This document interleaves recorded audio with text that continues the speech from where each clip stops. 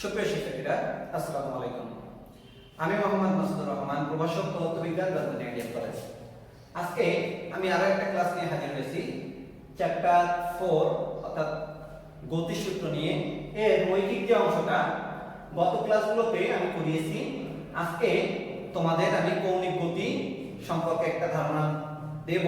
Actually কৌণিক গতি সম্পর্কে আজকে তোমাদের ধারণা দেব বললে একটু ভুল হবে। গত ক্লাসে আমি কিছু ধারণা দিয়ে ফেলেছি। আজকে তার যে জড়তার ভ্রামক, কিছু পজিশনে জড়তার ভ্রামক কিভাবে নির্ণয় করা হয় বস্তু, সেটাই হিসাব করব বিশেষ কিছু ক্ষেত্রে। আমি গতদিন জড়তার ভ্রামক কি, জড়তার ভ্রামক কিভাবে নির্ণয় করতে হয় তার যে সমীকরণ I = mr² এবং সেখান থেকে চক্রপতির ব্যাসার্ধ কিভাবে আমরা পাই সে সম্পর্কে মোটামুটি একটা বিস্তারিত আলোচনা করেছিলাম। আজকে আমরা প্রথম যে আলোচনাটা করব সেটা হচ্ছে একটা লম্বা কিন্তু সরু পরিবাহী দ্বন্দ্ব। আমাদের অঙ্কনের সাথে বোঝার সাথে একটু মোটা করে রেখেছি, এটা অনেক সরু একটা পরিবাহী দ্বন্দ্ব যেটা লম্বা। এর দৈর্ঘ্য হচ্ছে AB = L, টোটাল বস্তুটার দৈর্ঘ্য L।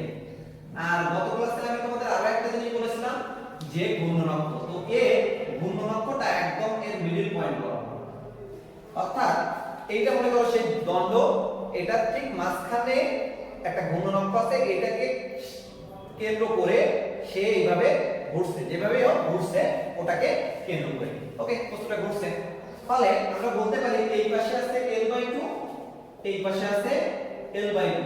কিন্তু আমরা যদি এটাকে হিসাব করতে চাই, সেই হিসাবের সুবিধার্থে এটাকে ধরে নিলাম অক্ষ ব্যবস্থার মূল বিন্দু, ফলে এই পাশে L/2 হবে ধনাত্মক, এই পাশে হবে ঋণাত্মক অক্ষ ব্যবস্থা বিবেচনা করার কারণে। এখন এই টোটাল বস্তুটার ভর আমরা মনে করে নিলাম ক্যাপিটাল M। ওকে, তাহলে এখানে কি জানি দেখি, সরু। আচ্ছা, আমি কথাগুলো একটু বেশি বলার চেষ্টা করব, লেখার চেষ্টা করব, এই ধরনের কথা বানান করার কথাগুলো বেশি লিখব না, শুধু ইকুয়েশনগুলো লেখার চেষ্টা করব। সরু লম্বা দ্বন্দ্ব, একটি সরু লম্বা দ্বন্দ্ব AB যার দৈর্ঘ্য সমান L, ভর ক্যাপিটাল M। ধরি PQ অক্ষ হতে x দূরত্বে, এখান থেকে x দূরত্বে dx একটি ক্ষুদ্র দৈর্ঘ্য। এই dx টা এতই ছোট যে একটা বিন্দুর মতো মনে করতে পারি, কারণ এটা অনেক সরু আর দৈর্ঘ্য যদি অনেক ছোট হয় সবগুলো একটা বিন্দুর মতো আচরণ করে।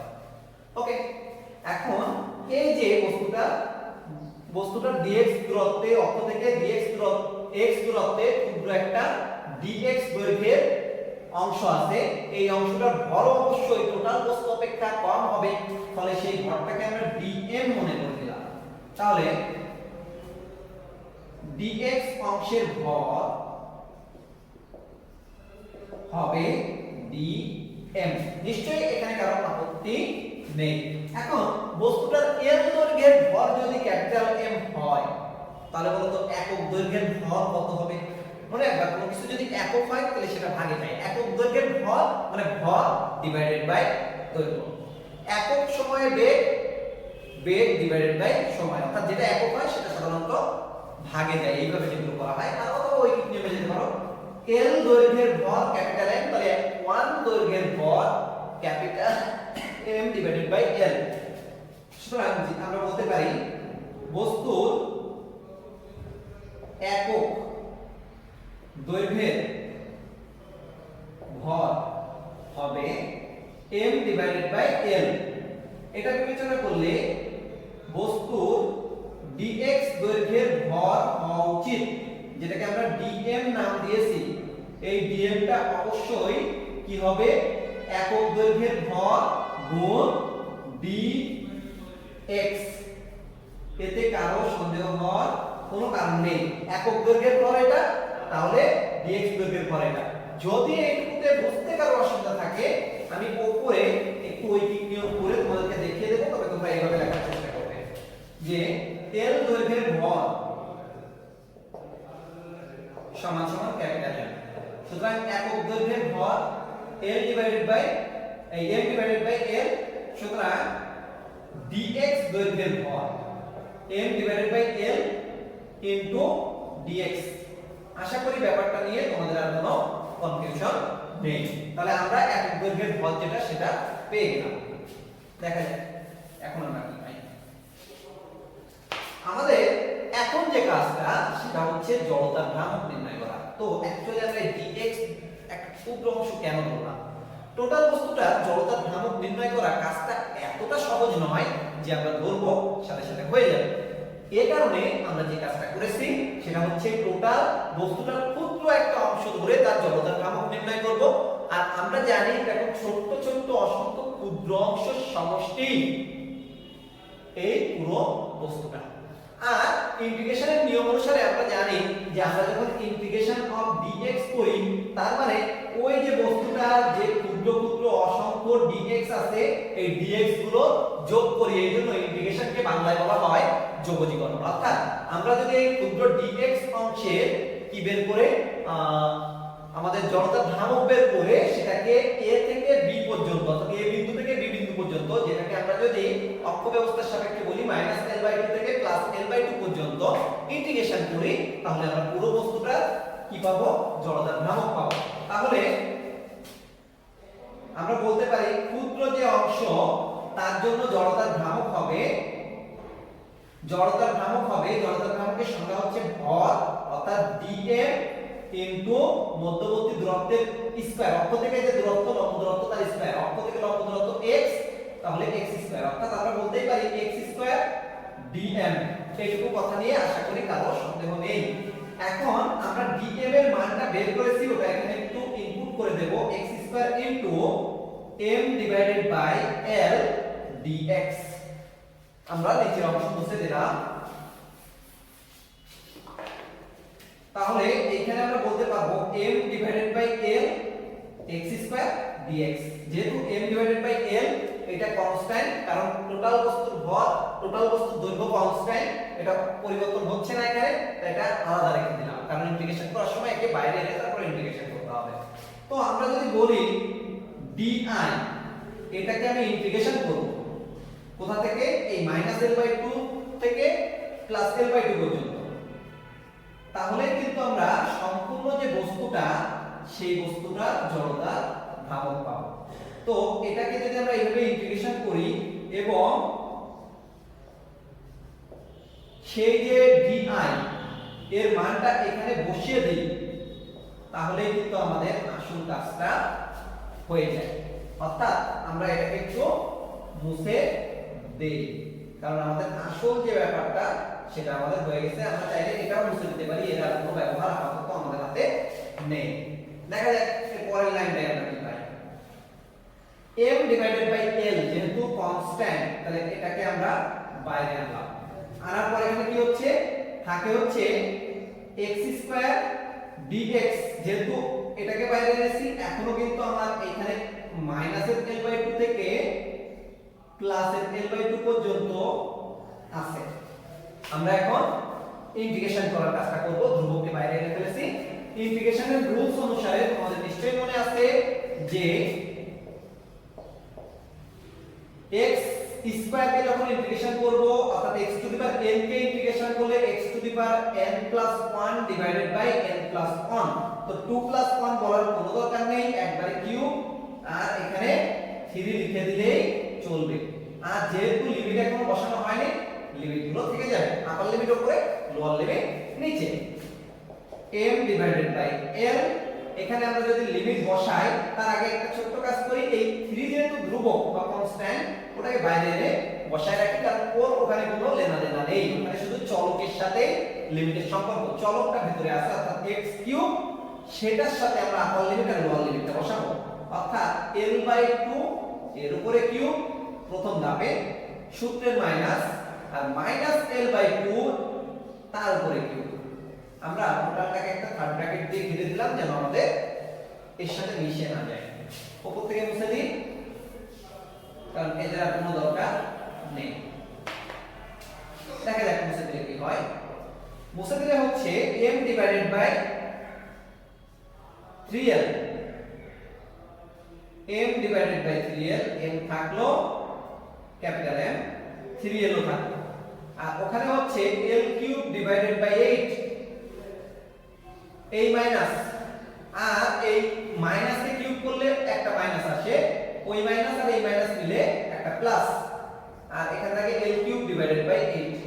ইচ্ছা করলে এই জায়গাটা থেকে তোমরা লসাগু করতে পারো, অথবা তোমরা সেই যে সিম্পল একটা sense x plus x two x, অর্থাৎ সেম জিনিস যোগ করলে তার দ্বিগুণ হয়, y plus y two y, ফলে l cube by 8 plus l cube by 8 two l cube by 8, এভাবেও কাজটা করতে পারো। অ্যাজ ইউ উইশ, আমি আপাতত ওইভাবে লিখছি যে m ডিভাইডেড বাই 3l, এটা হচ্ছে দুইটা l কিউব ডিভাইডেড বাই 8।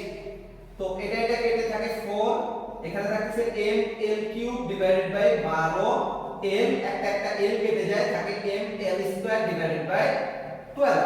অর্থাৎ লম্বা একটা সরু পরিবাহীর মিডল পয়েন্টে যদি একটা অক্ষ যায়, তার সাপেক্ষে বস্তুটা ঘুরতে থাকে, তাহলে তার জড়তার ভ্রামক হবে m l square divided by 12।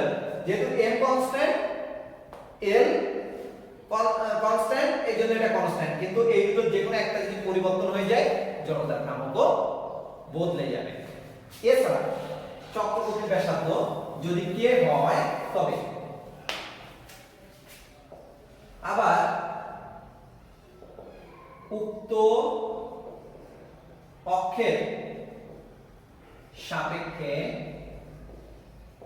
চক্রগতির ব্যাসার্ধ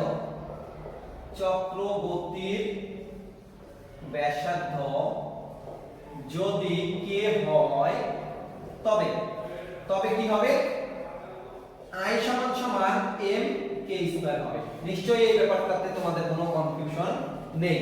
এই কারণে যেহেতু i এর মান একটু আগে আমরা বের করলাম m l square divided by 12, তাহলে আমরা ওটা এখানে ইনপুট করে দিতে পারি m l square divided by 12 সমান সমান m k স্কয়ার।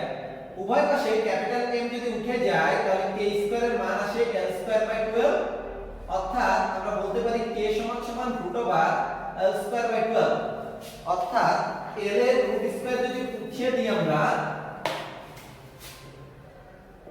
l এর রুট আর স্কয়ার যদি আমরা উঠিয়ে দিই, তাহলে থাকে l, আর 12 যেহেতু কিছু করা যায় না, এটা √ 12 রাখা যায়, অথবা তোমরা নিশ্চয়ই জানো 12 মানে 4 * 3, একে রুট করলে 2√3 লাগে, অর্থাৎ ইচ্ছা করলে এখানে আমরা 2√3 ও লিখতে পারি। এটাই মূলত আমাদের একটা সরু লম্বা দণ্ডের মধ্যবিন্দুগামী অক্ষের সাপেক্ষে জড়তার ভ্রামক এবং চক্রগতির ব্যাসার্ধ। এটা ফিক্সড, দৈর্ঘ্য যা সেটা এখানে বসিয়ে দেব, আর ভর যা সেটা এখানে বসিয়ে দেব। এইগুলো বসিয়ে আমরা কাজটা করে ফেলতে পারি, আমাদের নতুন করে হিসাব করার কোনো দরকার পড়বে না। এখন আমি আরেকটা ব্যাপারে আসবো। সেম লম্বা বস্তুটা, এই বস্তুটার অক্ষটা মিডল পয়েন্ট না হয়ে কোনো এক প্রান্ত দিয়ে গেল, অর্থাৎ অক্ষটা গেল বস্তুটা এই প্রান্ত দিয়ে, P Q A B। Same বস্তু, সবকিছু এক, L এক, M এক, এগুলো নিয়ে কোনো সমস্যা নেই। ফলে একক দৈর্ঘ্যের ভর সেটাও কিন্তু সেই capital M divided by L আগের মতো, কোনো পার্থক্য নেই। এখন এই বস্তুটা এই অক্ষের সাপেক্ষে চারদিক দিয়ে ঘুরছে। সেই ভাবে আমরা ধরে নিলাম এর থেকে x দূরে ক্ষুদ্র একটা বস্তু dx, তাহলে সেই dx বস্তু নয় তো, বস্তু কণা বা ক্ষুদ্র একটা দৈর্ঘ্য, বস্তু বলবো না, ক্ষুদ্র একটা দৈর্ঘ্য dx, সেই dx অংশের ভর আগের নিয়মেই কিন্তু m divided by l dx হবে। এটাকে আমরা dm বলতে পারি। এইটুকু কোনো পার্থক্য নেই, পার্থক্য শুধু অক্ষটা, আর সেই অক্ষ থেকে x দূরত্বে আমরা dx একটা অংশ ধরেছি, সব সেম, শুধু এই অক্ষটা এক প্রান্ত দিয়ে গেছে। অর্থাৎ লম্বা সরু দণ্ডের কোনো এক প্রান্ত দিয়ে প্রান্তগামী অক্ষের সাপেক্ষে জড়তার ভ্রামক আমরা নির্ণয় করব কিভাবে, সেটা আমরা শিখছি। ওকে, তাহলে এর ক্ষেত্রেও ওই dx অংশের যে জড়তার ভ্রামক সেটাকে আমরা di বলবো, যেটা কিনা হবে dm(x²). তার মানে x² বসে গেল dm এর জায়গায় ml ডিভাইডেড ইনটু dx, যেটাকে আমরা ml x² dx বলতে পারবো। এখানেও কোনো প্রবলেম নেই, একই। তার মানে কি জড়তার ভ্রামকটা একই হবে? অক্ষবল দেখছে জড়তার ভ্রামক একই হয় কিনা আমরা দেখার চেষ্টা করি। ওকে, তাহলে এই পর্যন্ত আমরা পেয়ে গেলাম di, এটাকে আমরা ইন্টিগ্রেশন করব। আমরা সবকিছু এখানে আপাতত বুঝে গেছি। একটা জিনিস বাদে ইন্টিগ্রেশনের যে লিমিট, এই লিমিটের ব্যাপারটা বাদে সবকিছু এখানে আছে।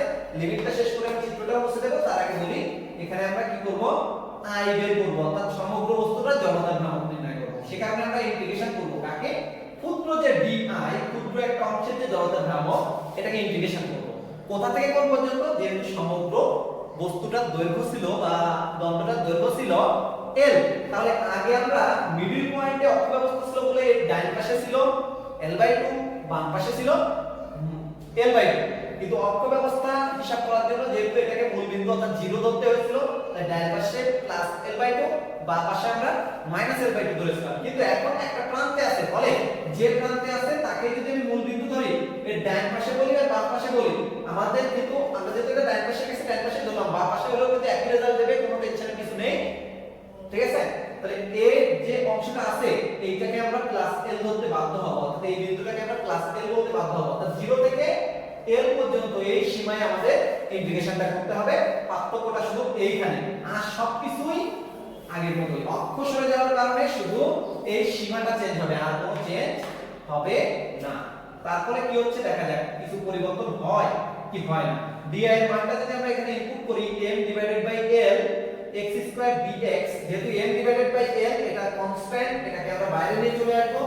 বাইরে আনার ফলে কি হবে, m/l 0 to l x² dx। নিশ্চয়ই তোমাদের এখনো মনে আছে যে এখানে এটাকে যদি আমরা ইন্টিগ্রেশন করি x³ ডিভাইডেড বাই 3 হবে, লিমিট কিন্তু upper limit divided by lower limit. যেহেতু 3 কনস্ট্যান্ট, এটাকে বাইরে আনলাম, লিমিটের সাথে ওর কোনো সম্পর্ক নেই, এই কারণে এখন আমাদের লিমিট বলবে। প্রথমে x এর জায়গায় আপার লিমিট, তার মানে l³ মাইনাস, তারপরে x এর জায়গায় লোয়ার লিমিট অর্থাৎ 0³ দেওয়াও যায় না দেওয়াও যায়, অর্থাৎ এটা হলো কি ml³ ডিভাইডেড বাই 3l। তাহলে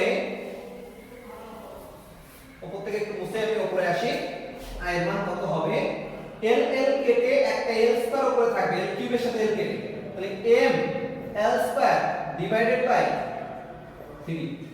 তার মানে জড়তার ভ্রামকের মান পরিবর্তন হয়েছে। ওখানে ছিল 2√3 আর এখানে নিচে কি আসছে 3, এটুকুই পরিবর্তন। তাহলে আমাদের এটা বুঝতে পারলাম যে অক্ষ যদি পাল্টে যায় জড়তার ভ্রামক পাল্টাতে পারে। সেম নিয়ম, চক্রপতি ব্যাসার্ধ যদি k হয় তাহলে আমরা বলতে পারবো i mk², যেটাকে কিনা আমরা বলতে পারছি ml² divided by 3 equal mk²। তার মানে k² এর মান আসছে কত, mm উঠে গেল l² বাই 3। সুতরাং ওইখানে √3 নয়, এখানে ছিল কিন্তু 12, আমি ভুল বলেছি, এই ক্ষেত্রে √3 ছিল 2√3। k সমান সমান কি হবে, √l² বাই 3, তার মানে এটা হবে l ডিভাইডেড বাই √3। তাহলে ওখানে ছিল 2√3, এখানে হচ্ছে √3, চক্রগতির ব্যাসার্ধের ব্যাপারটা। আর ওইখানে কিন্তু 12 ছিল, এখন বের হয়েছে 3। এই মূলত পার্থক্য। তাহলে চক্রগতির ব্যাসার্ধ বলি আর জড়তার ভ্রামক বলি, যদি অক্ষটা পাল্টে যায় এদের দুইয়েরই পরিবর্তন হয়, কিন্তু যদি অক্ষ না পাল্টায় তাহলে পরিবর্তন হয় না। ব্যাপারটা আশা করি তোমরা বুঝতে পেরেছো। আজকে আমরা কি করব, এরকমই আরো কিছু বিশেষ জড়তার ভ্রামক নির্ণয় শিখব, যার মধ্যে একটা আছে পাতলা চাকতি। চাকতি মানে, চাকতি বলতে তোমরা কোনটা চিনো, ওই যে চাকতি নিক্ষেপ খেলোটা বা প্লেট, এই টাইপের যে বস্তুগুলো এদেরকে চাকতি বলা হয়। এটা হয়, এটা চ্যাপ্টা টাইপের হয়। তো আমরা এরকম একটা পাতলা চাকতি, এই চাকতিটা নিয়ে আজকে আলোচনা করব যে এই চাকতিটার জড়তার ভ্রামক আমরা কিভাবে নির্ণয় করব যখন অক্ষটা গেছে চাকতির কেন্দ্র বরাবর। ওকে, দেখা যাক একটা চাকতি আছে, এই চাকতিটা আসলে বৃত্তাকার, যদি আমি একটু এইভাবে লিখি জাস্ট অক্ষটা ওর সাথে লম্বভাবে আছে এটা বোঝানোর জন্য। এই চাকতির মধ্য দিয়ে একটা অক্ষ এই পাশ থেকে ও পাশ দিয়ে মিডল পয়েন্ট দিয়ে বের হয়ে চলে গেছে। এই চাকতিটা হচ্ছে একটা বৃত্তাকার যার ব্যাসার্ধ হচ্ছে r। তাহলে r ব্যাসার্ধের একটা বৃত্তাকার চাকতি, এই বৃত্তাকার চাকতির আমরা কি বের করব? কেন্দ্রগামী অক্ষের সাপেক্ষে জড়তার ভ্রামকটা নির্ণয় করব। এই কারণে আমরা কি করব? একে আগের মতোই ক্ষুদ্র একটা অংশে বিভক্ত করে তারপরে করব। তো এটা যেহেতু একটা পৃষ্ঠ, এর কিন্তু ক্ষেত্রফল আছে। আগে আমাদের যে অংশটা ছিল ওর অনেক সরু হওয়ার কারণে ওর কোনো ক্ষেত্রফল না ধরে শুধু দৈর্ঘ্য ধরে করা গেছে, কিন্তু এর কিন্তু ক্ষেত্রফল আছে, ফলে এই ক্ষেত্রফল বিবেচনা করে তারপরে আমাদের হিসাবটা করতে হবে। সেক্ষেত্রে আমরা দেখি এর ক্ষেত্রফলটা কত। চাকতির ক্ষেত্র ব্যাসার্ধ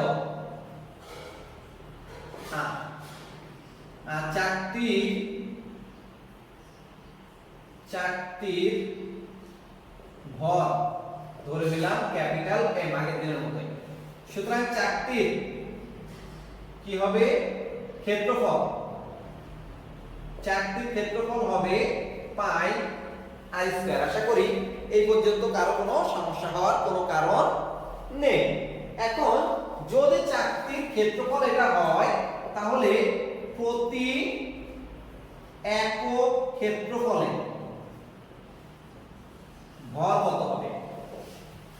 তো আমি গতদিনই বলেছিলাম যেটা একক সেটা ভাগে যাবে, অর্থাৎ আমরা যদি উপরে দিই মোট ভর আর নিচে দিই ক্ষেত্রফল, তাহলে আমরা একক যে ক্ষেত্রফল সেই একক ক্ষেত্রফলে ভরটা পেয়ে যাব।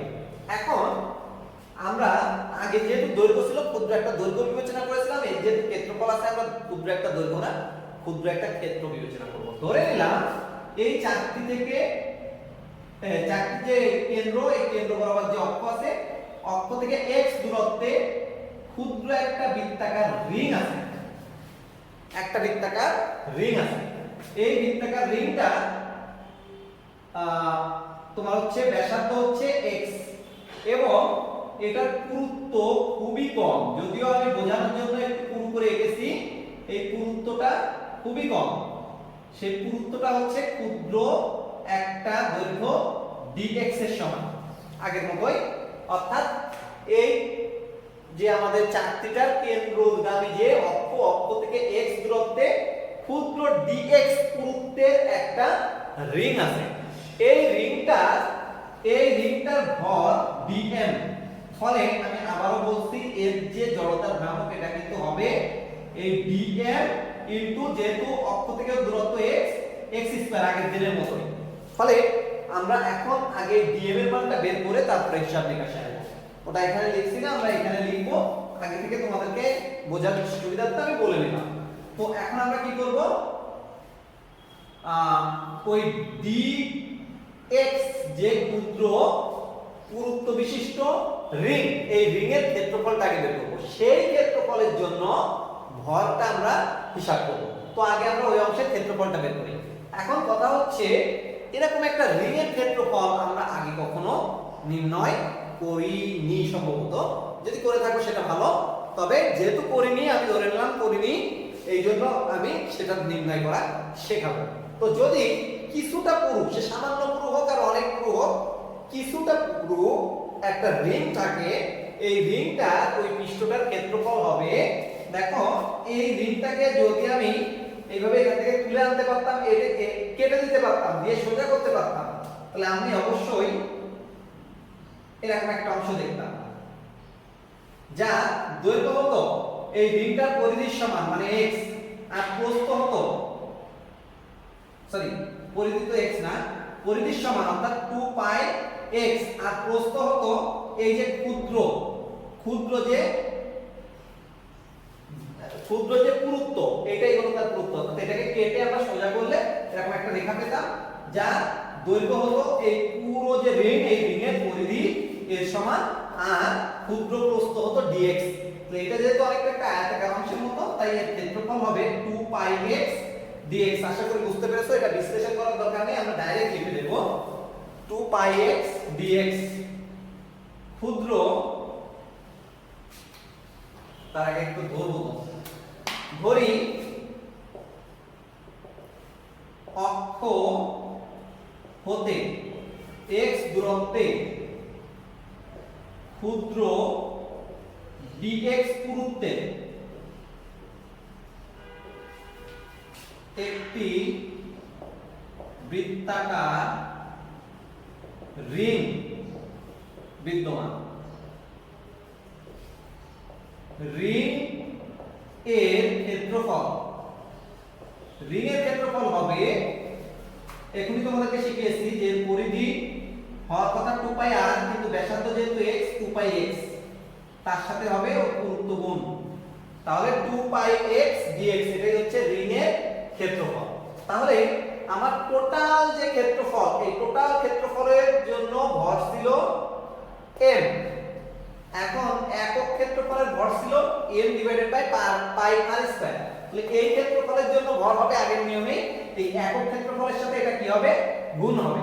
সুতরাং রিং এর ভর, ক্ষুদ্র ভর dm হবে কত, m divided by pi r square, এর সাথে গুণ হবে 2 পাই x dx। এখন আমরা এর জড়তার ভ্রামকটা হিসাব করব। দেখা যায় আমি উপর থেকে মুছে ফেললাম, কারণ এইগুলোর আর কোনো দরকার আমাদের আপাতত নেই। দরকার হচ্ছে এই ক্ষুদ্র যে ভর dm। তাহলে আমরা কি বলতে পারি, দেখা যায় এখন di, তার মানে ওই যে ক্ষুদ্র অংশ, ওই যে ক্ষুদ্র অংশটা জড়তার ভ্রামক হবে ওই অংশটার ভর গুণ অক্ষ থেকে দূরত্বের বর্গ। তো ওই অংশটার ভর, সরি আমি এখানে হিসাবটা করা হয়নি, পাই পাই কেটে যায়, থাকে কি m divided by r square, তার সাথে এইখানে একটা 2 আছে বলে 2টাকে আগে লিখলাম x dx, যেহেতু এইটুকু ধ্রুবক, এইটুকুকে আলাদা করলাম আর x dx কে আলাদা করলাম। আশা করি এই ব্যাপারটা তোমরা বুঝতে পেরেছো, এখানে কোনো সমস্যা হওয়ার কারণ আমি দেখতেছি না, শুধু পাই পাই কেটেছি আর কিছুই করি নাই। ওকে, তাহলে এখানে কি হচ্ছে, dm এর মান 2m divided by r square x dx।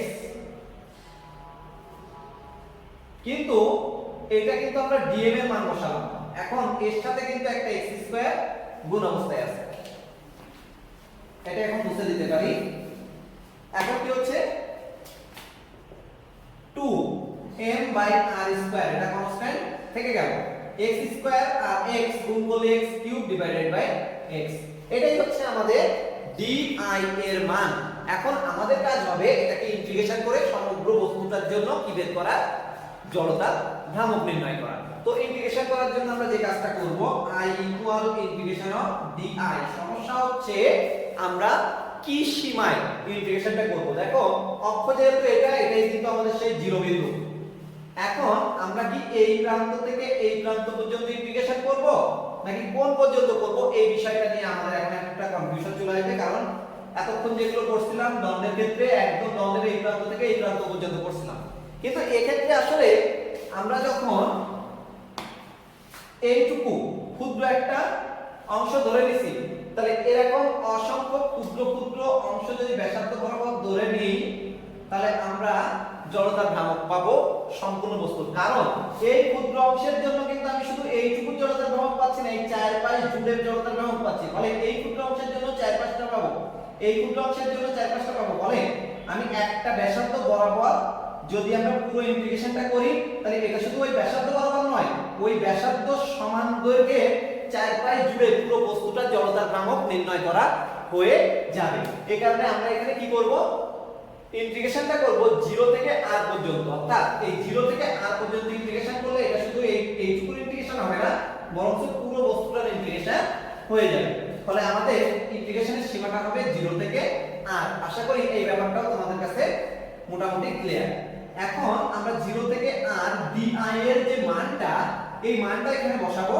di এর মান ছিল 2m divided by r square x cube dx। Okay, আমি উপর থেকে মুছে দিই। আমাদের এই চাকতির আর কোনো দরকার নেই, ওটা মুছে দিলাম।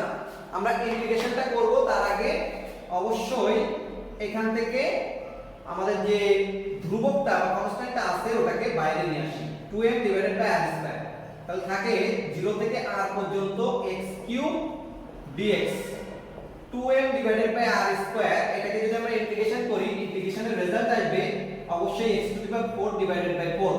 যদি তোমাদের আপত্তি থাকে তাহলে অবশ্যই দেখাতে হবে, আর না থাকলেও আমি দেখাই দিচ্ছি। তোমাদের নিশ্চয়ই মনে আছে ইন্টিগ্রেশন অফ x⁴ dx সমান সমান x⁴n+1 ডিভাইডেড বাই n+1। তো যখন এখানে 4 থাকবে, সরি এখানে 3 থাকবে, তখন এখানে হবে 3, এখানেও হবে 3, ফলে এখানে হলো x⁴ ডিভাইডেড বাই 4। ইন্টিগ্রেশনের শর্ত অনুসারে এখানে একটা কনস্ট্যান্ট c থাকা উচিত ছিল, কিন্তু সেটা হচ্ছে লিমিট না থাকলে আমরা কনস্ট্যান্টটা লিখতাম। যেহেতু লিমিট আছে, কনস্ট্যান্ট লেখার কোনো দরকার নেই। তো আমরা এখানে এই লিমিটটা রেখে দিয়েছি। কেন রেখে দিয়েছি? কারণ আমরা চাই যে এই লিমিটটা আমরা বসাবো, কিন্তু এখনো কিন্তু আমরা বসাই নি। যেহেতু ইন্টিগ্রেশন হয়েছে, ইন্টিগ্রেশন চিহ্ন উঠে গেছে, তাই এখানে একটা থার্ড ব্র্যাকেট দিয়ে আমরা এই লিমিটটা রেখে দিয়েছি। 2m divided by r square, এই 4টা কিন্তু কনস্ট্যান্ট বাইরে আসলো, শুধু x⁴ x টাই চলক, তাহলে ওই অংশটাই এখানে থাকবে। তাহলে r এর উপরে একবার 4 যাবে, মাইনাস 0 এর উপরে 4 যাবে, 0 এর উপরে 4 দেওয়া যাক না দেওয়া যাক। এখানে কি হচ্ছে 2 আর 4 কেটে উপরে থাকে m আর নিচে 2r স্কয়ার, আর ওইখানে থাকে r⁴, কাটাকাটি যায়, থাকে কি r⁴ আর r স্কয়ার কেটে r স্কয়ার থাকে, অর্থাৎ mr² ডিভাইডেড বাই 2। এটাই কিন্তু আমাদের এখানকার কি জড়তা ভ্রামক। সুতরাং টোটাল বস্তুটার জড়তার ভ্রামক হবে mr² ডিভাইডেড বাই 2। এখন চক্রগতির ব্যাসার্ধ যদি আমরা নির্ণয় করতে হয়, ধরে নিলাম চক্রগতির ব্যাসার্ধটা k, বলার প্রয়োজন নেই, এই বলি আমরা। তাহলে চক্রগতির ব্যাসার্ধ k হলে অবশ্যই i সমান mk² হওয়া লাগবে। সেক্ষেত্রে mk² mr² ডিভাইডেড বাই 2, উভয় পাশ থেকে যদি m উঠিয়ে দেই, k² r/2 বা k সমান √r/2। সুতরাং আমরা বলতেই পারি k r²/2, স্কয়ার রুট উঠে গেলে উপরে থাকে r আর নিচে থাকে √2, অর্থাৎ r/√2। এটাই হবে আমাদের কি, আমাদের চক্রগতির ব্যাসার্ধ। তাহলে এটা কোন ক্ষেত্রে করলাম আমি একবার বলে দিই যে ক্ষেত্রটা কি। ক্ষেত্রটা হচ্ছে একটা বৃত্তাকার চাকতির কেন্দ্রগামী অক্ষের সাপেক্ষে জড়তার ভ্রামক এবং চক্রগতি ব্যাসার্ধ নির্ণয়। আশা করি ব্যাপারটা তোমরা ভালোভাবে বুঝতে পেরেছো। এখন আমরা আরেকটা টপিকসে আসবো, এটা মোটামুটি বেশ ইম্পর্ট্যান্ট। এটা হচ্ছে এখন আমরা প্রথম ক্ষেত্রে দৈর্ঘ্যে করেছি, এখন ক্ষেত্রের ক্ষেত্রে করেছি, এখন আয়তন আছে এমন একটা বস্তুর ক্ষেত্রে কাজটা করব। মনে করলাম এখানে একটা সিলিন্ডার আছে,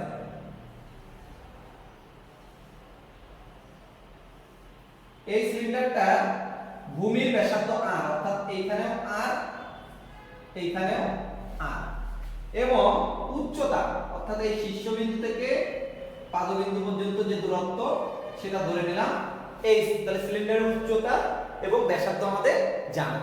এই সিলিন্ডারটার অক্ষ যাবে কেন্দ্র বরাবর, কেন্দ্র বরাবর একটা অক্ষ, এই অক্ষের সাপেক্ষে বস্তুটা ঘুরছে, ওকে, ঘূর্ণনরত আছে। ফলে জড়তার ভ্রামকটা কি হবে আমরা এটা এখন নির্ণয় করার চেষ্টা করব। তো আমি চিত্রটা একটু পরিষ্কার করে রাখি আমার মতো করে।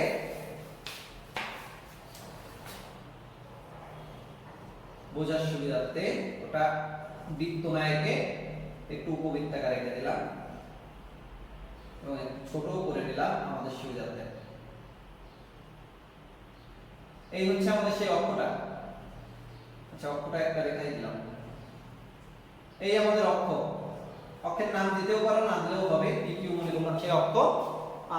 আর এই হচ্ছে বৃত্ত, এটা আসলে গেছে কোথা দিয়ে তোমরা নিশ্চয়ই বুঝতে পেরেছো। আসলে যদিও আমরা এইভাবে একটা রেখা দেখাইছি, এটা এই পাশের কেন্দ্র দিয়ে প্রবেশ করেছে আর ওই পাশের কেন্দ্র দিয়ে বের হয়েছে। এখন ওর সাপেক্ষে বস্তুটা ঘুরছে। তাহলে এখন আমার যেহেতু এইটা একটা সিলিন্ডার, সিলিন্ডারের দৈর্ঘ্য প্রস্থের সাথে সাথে উচ্চতা আছে, তাই এর ক্ষেত্রফল আছে, ফলে এর ক্ষেত্রফলটা ব্যবহার করে তারপরে কিন্তু আমাদের কাজটা করতে হবে। এই কারণে আমরা কি করলাম, এই পুরো বস্তুটার আয়তনটা হিসাব করে নিলাম। সিলিন্ডারের দৈর্ঘ্য তো হয় না, সরি ব্যাসার্ধ আর উচ্চতা হচ্ছে h, সুতরাং আয়তন হবে পাই আর স্কয়ার h, যদি তোমাদের মনে থাকে। ওকে, এক কথায় আয়তন মানে হচ্ছে ভূমির ক্ষেত্রফল গুণ উচ্চতা। ভূমি মানে একটা বৃত্তের ক্ষেত্রফল পাই আর স্কয়ার, আর তার সাথে উচ্চতা গুণ করলে আমরা ক্ষেত্রফল পাই। এক্ষেত্রে যে কোনো ক্ষেত্রে কিন্তু আয়তনের ক্ষেত্রে এই কথাটা সত্য, যদি কোনো বস্তুর দৈর্ঘ্য প্রস্থ আর উচ্চতা থাকে তাহলে দৈর্ঘ্য গুণ প্রস্থ গুণ উচ্চতা ক্ষেত্রফল, কোনো ডাউট নেই। কিন্তু যখন বস্তুর দৈর্ঘ্য প্রস্থ উচ্চতা এরকম করে খুঁজে পাবো না, দেখা যাচ্ছে উচ্চতা পাচ্ছি দৈর্ঘ্য প্রস্থ পাচ্ছি না, তখন ভূমির ক্ষেত্রফল গুণ উচ্চতা বললেও কোনো ভুল নেই। তাই এর ভূমির ক্ষেত্রফল গুণ উচ্চতাই কিন্তু সিলিন্ডারের ক্ষেত্রে হবে ক্ষেত্রফল পাই আর স্কয়ার h। এখন সিলিন্ডারের ভর কত, ক্যাপিটাল M, এই ধরে নিলাম এটা আমরা। সুতরাং একক দৈর্ঘ্যের ভর নিশ্চয়ই m ডিভাইডেড বাই, সরি একক দৈর্ঘ্যের তো হবে না, সিলিন্ডারের তো দৈর্ঘ্য না, আয়তন। তাহলে একক আয়তনের ভর,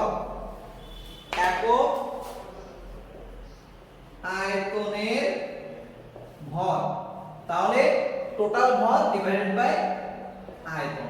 আশা করি এই ব্যাপারটা পর্যন্ত তোমাদের কোনো কনফিউশন নেই।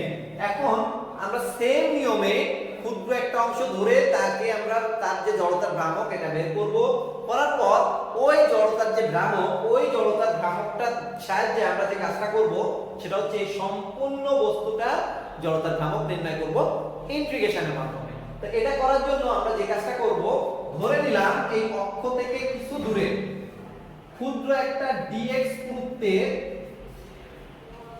সিলিন্ডার আছে। অক্ষ থেকে কিছু দূরে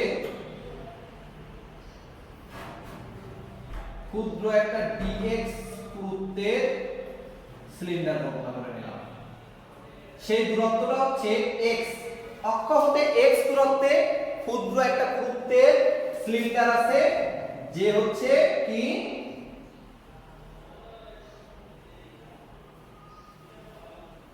x দূরত্বে আছে, এবং যার পুরুত্বটা সেই ক্ষুদ্র পুরুত্ব আগের মতোই dx। আশা করি এই ব্যাপারটাও তোমাদের কাছে কোনো সমস্যা হয়নি বুঝতে, কারণ আগে এরকম আমরা অনেক কিছুই করেছি।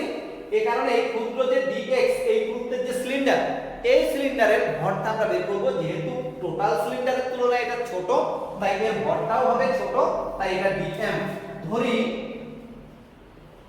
অক্ষ হতে ক্ষুদ্র দূরত্ব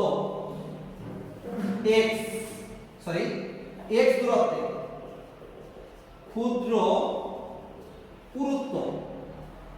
ক্ষুদ্র পুরুত্ব dx এর একটি ফাঁপা সিলিন্ডার আছে যার উচ্চতা h। তাহলে এই সিলিন্ডারটার উচ্চতা মূল সিলিন্ডারের সমান। সুতরাং এর যে ভর এটা বের করার জন্য এর আয়তন লাগবে। উক্ত সিলিন্ডারের আয়তন, ওকে, এই সিলিন্ডারের আয়তন কি হবে, এই সিলিন্ডারের ভূমির ক্ষেত্রফল গুণ উচ্চতা। এখন সমস্যা হচ্ছে এটা কিন্তু একটা নিরেট সিলিন্ডার না, সরি একটা কথা বলতে ভুলে গেছি, আগে যেটা করলাম ওটা কিন্তু নিরেট সিলিন্ডার। একইভাবে আগে যে চাকতিটা আমি করলাম ওটাও একটা নিরেট চাকতি, কিন্তু আমরা যখন করতেছি একটা রিং মানে কিন্তু সেটা নিরেট না, ওর মধ্যে জায়গাগুলো ফাঁকা। এই যে আঙ্গুলে পরে রিং মধ্যে জায়গাগুলো ফাঁকা না হলে আমরা আঙ্গুলে পড়তে পারতাম না। এখানে ব্যাপারটা তাই, মূল সিলিন্ডারটা কিন্তু নিরেট, অর্থাৎ এটা সম্পূর্ণটাই এর মধ্যে উপাদান আছে, সেটা লোহা হোক বা অন্য কিছু হোক। আর এখনকারটা আমার নিরেট নয়, এটা হচ্ছে এই যে পুরো অংশ বলতে এইটুকুতেই শুধু লোহা বা ওটা আছে, মধ্যে হচ্ছে ফাঁপা কথাটা আমি এখানে উল্লেখ করেছি, সমস্যা নেই। উক্ত সিলিন্ডারের আয়তন, তাহলে এই পুরো নিরেট যেহেতু না, পুরো বৃত্ত যে পাই আর স্কয়ার, যেমন এখানে যদি বলো যে স্যার ব্যাসার্ধ তো যেহেতু কি x, তাহলে পাই x স্কয়ার বলবো ব্যাসার্ধ ভূমির ক্ষেত্রফল গুণ উচ্চতা, হবে না, কারণ এর আমার ক্ষেত্রফল বের করতে হবে ওই যে আগে যে রিং এর ক্ষেত্রফল বের করেছিলাম ওই রিং এর ক্ষেত্রফলের মতো করে, অর্থাৎ রিং এর ক্ষেত্রফল যেমন ছিল 2 পাই x dx, তাহলে এরও ওই যে বৃত্তাকার যে সিলিন্ডারের যে ভূমির অংশ ওর ক্ষেত্রফল হবে 2 পাই x, তার মানে পরিধি গুণ dx, এইটুকু হবে এটার ক্ষেত্রফল, তার সাথে h, হ্যাঁ তার সাথে h, কারণ 2 পাই x dx হচ্ছে ক্ষেত্রফল, তার সাথে উচ্চতা, ক্ষেত্রফল গুণ উচ্চতা। আশা করি এই ব্যাপারটা নিয়ে তোমাদের কোনো কনফিউশন নেই, এটা তোমরা বুঝতে পেরেছো। তাহলে আমরা 2 পাই x, h টাকে আগে লিখে তারপরে dx কথাটা উল্লেখ করলাম, কারণ dx dm dv এগুলো পরে রাখাটাই উত্তম। ওকে, তাহলে এই পর্যন্ত আশা করি তোমরা বুঝতে পেরেছো। আমি উপর থেকে একটু মুছে দিলাম কারণ আমি নিচে লিখতে চাচ্ছি না। সেটা কি হচ্ছে আয়তন জেনে গেছি, তাহলে আমার একক আয়তনের ভর জানা, সেই একক আয়তনের ভরের সাথে যদি এটা গুণ করি তাহলে এই আয়তনের ভরটা জানতে পারবো। তাহলে dm অর্থাৎ dx যে পুরুত্ব এবং x ব্যাসার্ধ নিয়ে যে সিলিন্ডার, নতুন ফাঁপা সিলিন্ডার, তার ভর, ক্ষুদ্র যে ভরটা, সেই ক্ষুদ্র ভরটা হবে dm সমান সমান m divided by pi r square h into এই যে ভর ও যে আয়তন 2 পাই x h dx। দেখি কি কি কাটা যায়, h h কেটে যাবে, পাই পাই কেটে যাবে, উপরে থাকবে একটা 2m, নিচে থাকবে একটা r স্কয়ার, এটা কিন্তু কনস্ট্যান্ট, আর ওইখানে থাকবে হচ্ছে x dx। আর বোধহয় কিছু কাটা যায় না, আশা করি ব্যাপারটা তোমরা বুঝতে পেরেছো। আমি নিচ থেকে মুছে দিতে পারি। সেম নিয়ম ফলো করে আমরা বলতে পারি di, ক্ষুদ্র যে অংশ তার যে জড়তার ভ্রামক di হবে dm ইনটু ওর যেহেতু অক্ষ থেকে দূরত্ব x, x স্কয়ার, তাহলে x স্কয়ারটাকে আমি আগে লিখলাম আর dm এর মানটা বসালাম, এভাবে বলতে পারি আর কি m divided by 2m divided by r square x dx। পরের লাইনে আমরা লিখতেই পারি 2m divided by r square, কনস্ট্যান্টটা রেখে দিলাম x স্কয়ার ইনটু x মানে x কিউব dx। দেখো যথেষ্ট মিল পেয়ে গেছে আগেরটার মতো, এটা হচ্ছে di ডিভাইডেড বাই di এর মান। এখন আমরা যদি এটাকে ইন্টিগ্রেশন করতে পারি তাহলে কিন্তু আমাদের কাজটা হয়ে যাবে। আমি উপর থেকেই শুরু করলাম যেন নিচে বেশি নামা না লাগে। আমরা এখন i সমান সমান ইন্টিগ্রেশন di করব। সেম কোন সীমার মাঝে, আমি যদি এই কেন্দ্র থেকে ব্যাসার্ধ বরাবর আর ব্যাসার্ধ পর্যন্ত করতে পারি, তাহলে এইটুকু যখন করতেছি 4-5টা হয়ে যাচ্ছে, এইটুকু যখন করব 4-5টা হয়ে যাবে, মানে এইখান থেকে এই পর্যন্ত করা মানে এর 4-5টা জুড়ে যে জড়তার ভ্রামক, পুরো জড়তার ভ্রামকটা নির্ণয় হয়ে যাবে। এই কারণে আমরা 0 থেকে r এই সীমার মধ্যে কাজটা করব। আশা করি এই ব্যাপারটা তোমরা ভালোভাবে বুঝতে পেরেছো। এখন এখানে কি হচ্ছে, এইখানে সরি আমি এখান থেকে মুছে ফেলেছি, তারপরেও আশা করি আমার মনে আছে di এর মান, di এর মানটা ছিল হচ্ছে 2m divided by l x cube dx। আশা করি তোমরা একটু পেছনে যে দেখে দিবে, আমার মনে আছে। ওটাকে যদি আমি আগে আনি 2m divided by l, sorry l নয়, ভুল হচ্ছে, r স্কয়ার ছিল, হ্যাঁ পেছনে যে তোমরা একটু দেখে নিও, r স্কয়ার ইন্টিগ্রেশন অফ 0 থেকে r x কিউব dx। একই নিয়মে আমি যেহেতু করছি আর বেশি কথা বললাম না, আগেরটার মতো করে এটা করা হচ্ছে x to the power 4/4 integration r 0, তাহলে 2m divided by r square, 4 টাকে বাইরে আনলাম, r to the power 4 minus 0 to the power 4, তাহলে 2m ডিভাইডেড বাই, সরি এটা কেটে যাচ্ছে যেহেতু একবারে কেটে দেই, 2r স্কয়ার, 4 আর 2 কেটে 2 থাকলো, এখানে r টু দি পাওয়ার 4 আছে। যদি আমরা কাটাকুটি করি তাহলে এই i এর মান কি আসে এগুলো মুছে দিলাম, লাস্ট লাইনে লিখতেছি মনে করো i সমান সমান আসছে m r square, r to the power 4 কেটে r স্কয়ার ডিভাইডেড বাই 2। এটাই আমার নতুন জড়তার ভ্রামক, কার এই টোটাল সিলিন্ডারটা, অর্থাৎ r ব্যাসার্ধের সিলিন্ডারের যদি কেন্দ্রগামী, একটা নিরেট সিলিন্ডারের কেন্দ্রগামী যদি একটা অক্ষ থাকে, সেই অক্ষটার সাপেক্ষে জড়তার ভ্রামক হবে i সমান সমান mr² ডিভাইডেড বাই 2। সেম ভাবে যদি k হয় জড়তার চক্রগতির ব্যাসার্ধ, তাহলে m কে হবে এই i এর সমান। ফলে আমরা i এর স্থানে m r square divided by 2 লিখতে পারবো। m উঠে যাবে, k square equal m r square divided by 2 plus k equal root over m r square, m তো উঠে গেছে সরি, তাহলে m নেই, r square divided by 2, r square root উঠে r থাকে আর নিচে হচ্ছে রুট 2, তাহলে জড়তার ভ্রামক 1। তাহলে দেখলাম একটা চাকতির ক্ষেত্রে আর আমাদের যে সিলিন্ডারের ক্ষেত্রে জড়তার ভ্রামক এবং চক্রগতির ব্যাসার্ধ দুইটাই সেম। যাই হোক, মোটামুটি আমাদের বিশেষ কিছু ক্ষেত্রে জড়তার ভ্রামক এবং চক্রগতির ব্যাসার্ধ আমরা নির্ণয় করেছি। আর দু একটা করা লাগতে পারে, করা লাগলে আমরা নেক্সট ভিডিওতে এটা দেওয়ার চেষ্টা করব, কারণ ভিডিওটা এমনিতেই যথেষ্ট বড় হয়ে গেছে। আজকে ভিডিওটা বড় করলাম না। ভালো থাকো, সুস্থ থাকো এবং অবশ্যই আমার জন্য দোয়া করবে।